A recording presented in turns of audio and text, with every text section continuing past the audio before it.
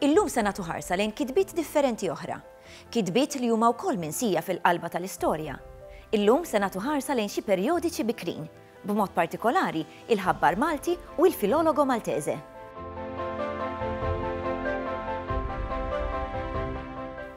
F'wieħed mill-programmi tagħna konna semmejna l-libertà tal-istampa li seħħet fl-1839. Din ġabet bidla mill-qiegħ fejn jidħol il-qasam tal-ġurnaliżmu u l-ġurnali. Fost dawn il-ġurnali kien hemm lekk imsejħa perjodiċi. X'kienu eżattament dawn?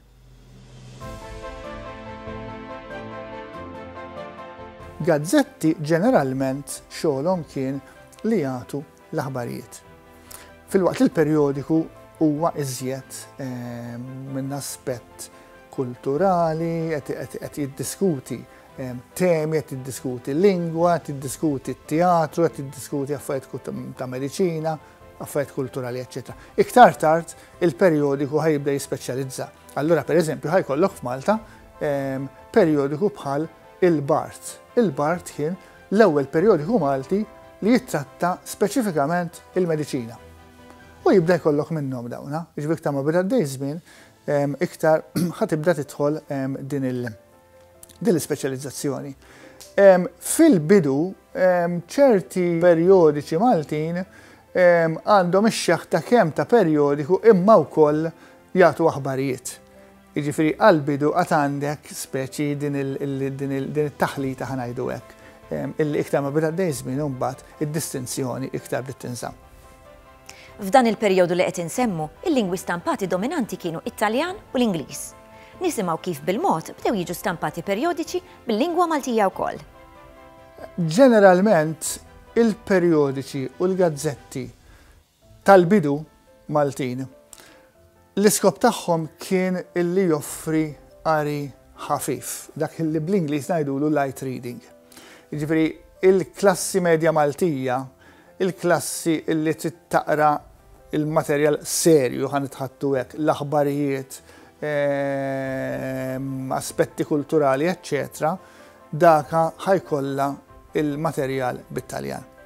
Mela xi skop kien hemm għal dal-materjal bil-Malti? Kif qed ngħidu l-iskop kien iktar qari ħafif, qari kważi ħafna drabi ta' ċajt fih, ġili ssib minn daw il-perjodi gazzetti jgħidlek subheading bil-Malti jieħu biċ-ċajt li żiet affarijiet serji. Jiġifieri anke jekk isemmu affarijiet ta' ċertu serjetà, imma l-enfasi huwa fuq l-aspett iktar umoristiku, eċċetera. Kien ikollok interessanti wkoll sa mill-bidu xogħlijiet letterarji bil-Malti wkoll. Xi poeżija, xi rakkont qasir. Dawna ħafna drabi ma ninsewx il-kuntest kien kuntest ta' maġġoranza kbira litterata. Jiġifieri daw il-gazzetti bil-Malti min se jaqrom. Ħafna drabi l-indikazzjonijiet juru illi l-iskop kien ikun illi kollok persuna illi taf taqra, illi qed taqra minn dil-gazzetta bil-Malti lil ġema ħwienet tal-kafè, eċċetera. Fil-fatt numru minnhom fil-gazzetta stess jgħidlek din il-gazzetta timbieħ fit-tali ħanut tal-kafè. Jiġifieri hemmhekk jidher illi kellek il-qari għall-massa għan-nies hemmhekk illi ma jistgħux jaqraw. Dawn il-perjodiċi ma kellhomx ortografija Maltija li kienet standardizzata. Ejja nisimgħu ftit fuq x'tip ta' ortografija konna nsibu f'dan iż-żmien. Naturalment, billi l-ilsim Malti ma kienx insim uffiċjali, ma kienx hemm laqqas alfabet li bih għandu jinkiteb l-ilsim Malti. Kulħadd kien jinventa l-alfabet tiegħu. Li ġara billi kien hemm ħafna gazzetti, kellek allura inti wkoll bosta nies li jridu jiktbu bil-Malti u kellhom joħolqu huma stess alfabeti tagħhom. Li ħareġ mill-gazzetti u li solidifika it-tradizzjoni tal-kitba bil-littri Latini, bl-ittri Rumani u mhux mingħajr l-użu ta' karattri qarbin. Allura hemmhekk kważi kulħadd wasal biex jaqbel.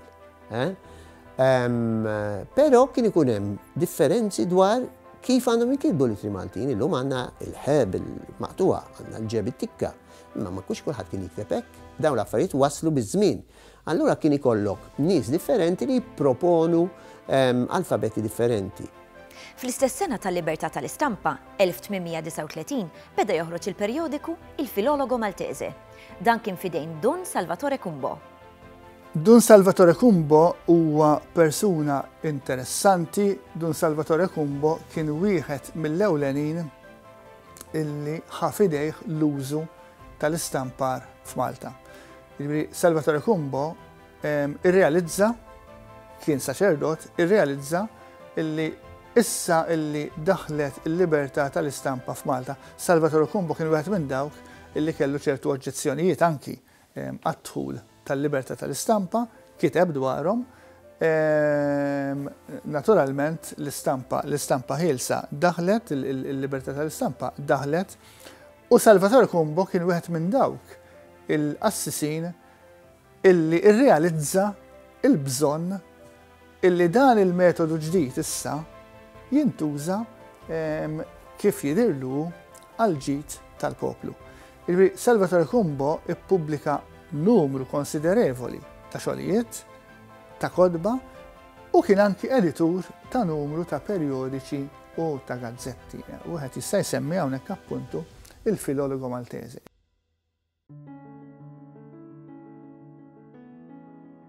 Don Salvatore Cumbo beda jistampa dan il-perjodiku li kien iffukat fuq l-istudju tal-Malti.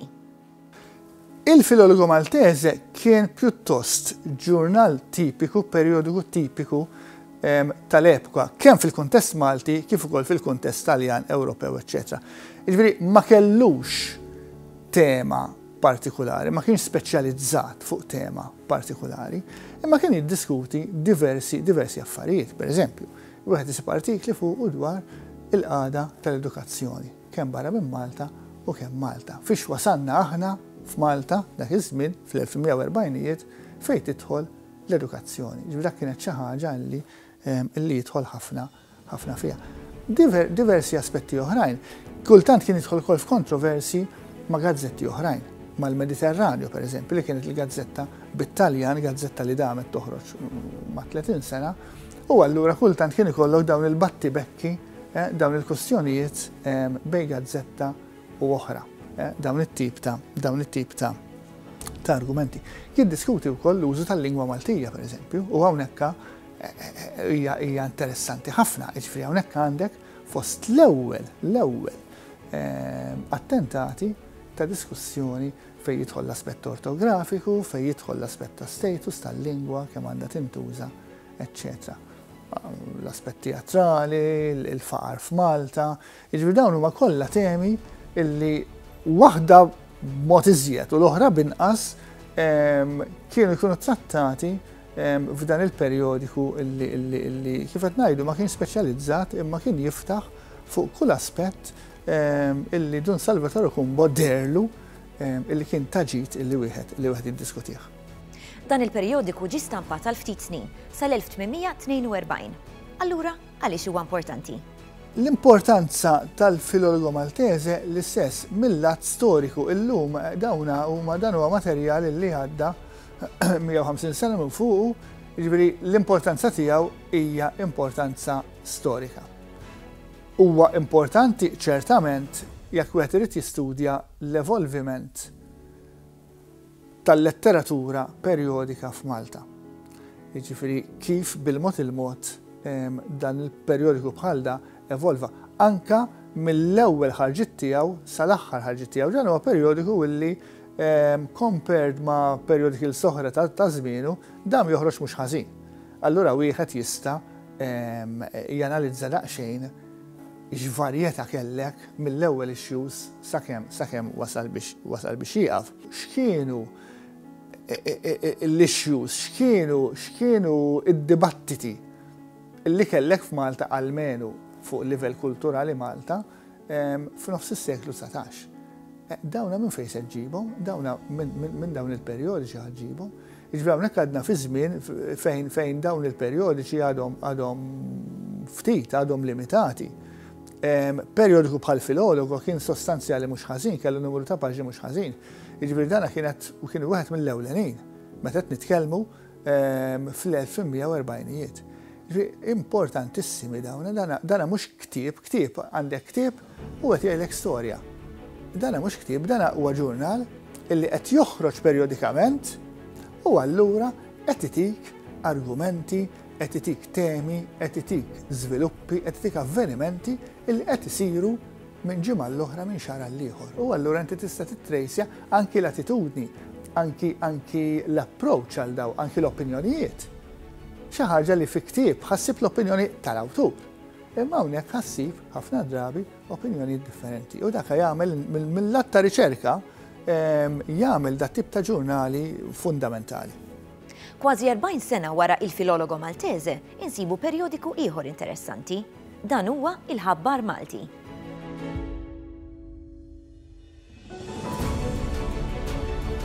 Il-Ħabbar Malti huwa ġurnal naħseb jien pjuttost importanti li ftit nitkellmu dwaru. Kien ġurnal li ħareġ bej l-1878 u l-1895. Jiġifieri dan mhux ħażin bħala ġurnal Malti. Kien joħroġ 3 darbit fix-xahar u mbagħad joħroġ darba fix-xahar. L-ewwel proprjetarju kien nobli ċertu Giorgio Crispo Barbaro u mbagħad għadda għall-biċċa l-kbira tal-ħruġ tiegħu Anton Muscat Fenech. Anton Muscat Fenech hemm biografija żgħira ma interessanti minn neputi tiegħu u nafuh ukoll bħala romanzier, versifikatur, drammaturgu wkoll li x-xogħlijiet teatrali tiegħu intilfu, bniedem interessanti li kien dejjem jaħdem fil-kodba, fit-teatru u anke fil-ġurnaliżmu.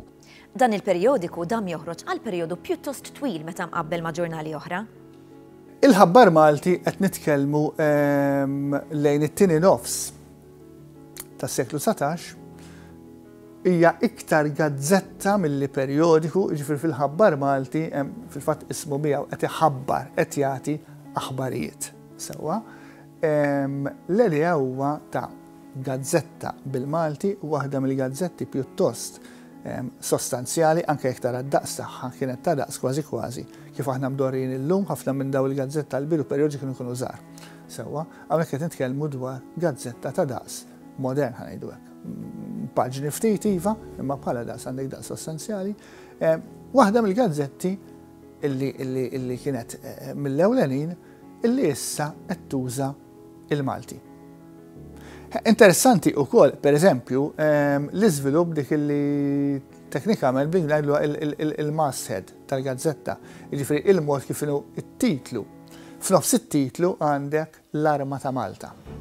Jiġifieri l-istess għandek l-element patriottiku hawnhekk m'għandekx biss il-Ħabbar Malti, imma il-Ħabbar Malti u f'nofsha għandek l-Arma ta' Malta. Din hija gazzetta Maltija u dina ħataġevola u dina ħatejn l-iżvilupp tal-poplu Malti f'kull aspett. Dan il-perjodiku baqa' jiġi stampat sas-sena 1895. Għaliex huwa importanti? Bil-fatt jekk taqra l-Ħabbar Malti huwa ġurnal interessanti ħafna, jitkellem dwar polemiċi politiċi żgħar ta' żmien, jagħti aħbarijiet anke minn barra, jiġifieri kien hemm ċertu interess dax aktarx kien jaqra gazzetti barranin u mbagħad jirriproduċi l-aħbarijiet u kienu kun hemm ukoll avviżi interessanti fejn wieħed jieħu idea tal-ħajja ta' kuljum tal-Maltin, avviżi pereżempju dwar liema bastimenti daħlin Malta fil-port, xi artikli żgħar dwar affarijiet li jiġru ta' kuljum fil-bliet u fl-irħula, jiġifieri għandek tista' tgħid ritratt interessanti tal-aħħar tas-seklu. Fil-Ħabbar Malti wkoll li hemm interessanti hemm numru ta' kitbiet, x'aktarx li huma ta' Muscat Fenech, għalkemm waħda biss hija affirmata, li huma l-ewwel forma ta' novella Maltija, l-ewwel forma ta' short story Maltija, fejn qisu dal-kittieb qed jipprova jilab jew jipprova jħaddem ir-realiżmu. Ir-realiżmu li aħna nassoċjawh ma' snin 30 tas-seklu ta' wara, però hu ġa beda jipprova jikteb bi stil differenti minn dak ta' roman storiku. Iżda wkoll f'dil-gazzetta naraw anki sensiela ta' traduzzjonijiet u anki ta' romanzi storiċi li kiteb hu stess. Jiġifieri għandu wkoll importanza letterarja dal-ġurnal għaliex għandek il-pubblikazzjoni serjalizzata tar-romanzi u anki dal-ewwel esperimenti fin-novella li ftit nafu bihom u bdejna nistudjawhom dan l-aħħar. Min barra dawn iż-żewġ perjodiċi li stħarriġna, insibu numru mhux ħażin ta' perjodiċi oħra li ġew stampati. Dan il-perjodu li nittrattaw hawnhekk tal-ġurnaliżmu, il-ġurnaliżmu bikri bil-Malti, huwa perjodu li huwa ta' madwar seklu għaliex jibda mill-1839 meta kellna il-libertà tal-istampa f'Malta. Ġifieri f'daqqa waħda il-Malti u anki l-barranin li kienu jgħixu Malta speċjalment tal-ewwel ħassewhom liberi jew kellhom il-ħelsien li jesprimu rwieħhom permezz tal-medium ewlieni dak iż-żmien li kien il-gazzetta. U daw kienu kollha gazzetti interessanti li kollha fihom x'taqra. Ġifieri mhux biss aħbarijiet, iżda kummenti politiċi, ħafna satira u forom differenti tal-letteratura, mill-poeżija sa forom orali, eċetera, u anki romanzi, serjalizzati, novelli, ġrajiet, eccetera. Tantu hekk li fl-ewwel 30 sena mill-libertà tal-istampa ġifieri sal-1970 ġa kienu ħarġu xi 180 gazzetta differenti u 18 minnhom bil-Malti. Kienu joħorġu l-iktar bit-Taljan. U l-Malti kien beda jiżviluppa bil-mod il-mod jibdew joħorġu l-gazzetti. Issa dal-gazzetti uħud minnhom kien ikollhom xorti li idumu joħorġu, bħal fil-każ tal-ħabbar Malti, oħrajn kienu joħorġu ftit ħarġiet l-emmulaw u mbagħad jispiċċaw. Hemm oħrajn ukoll bħal hemm fix-xogħol tal-Professur Kassola li huma mhux biss minsija iżda wkoll mitlufa, ġifieri nafu bihom, però m'għandniex il-kopji tagħhom. Issa bħala perjodiċi hemm numru interessanti li nistgħu nsemmu huwa wieħed naħseb kurjuż interessanti speċjalment tal-lingwa Maltija huwa is-sebħ. Is-sebħ kien fuljett, gazzetta tax-Xirka Xemija. Xirka Xemija kienet grupp ta' lingwisti, Napoleon Taljaferro, Annibale Preka, li kienu jippruvaw jiktbu b'Malti safi, Malti pur, ġifieri ġej iktar mill-Arbi, kellhom ortografija tagħhom, u kien ġurnal divulgattiv, ġifieri ġurnal li jgħallem.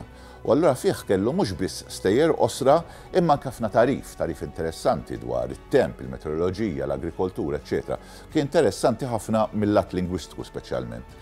Però mbagħad nistgħu nsemmu 3 ġurnali, anzi iktar minn 4-5 ġurnali li huma importanti ħafna fl-istorja tal-ġurnaliżmu Malti fil-bidu tas-seklu.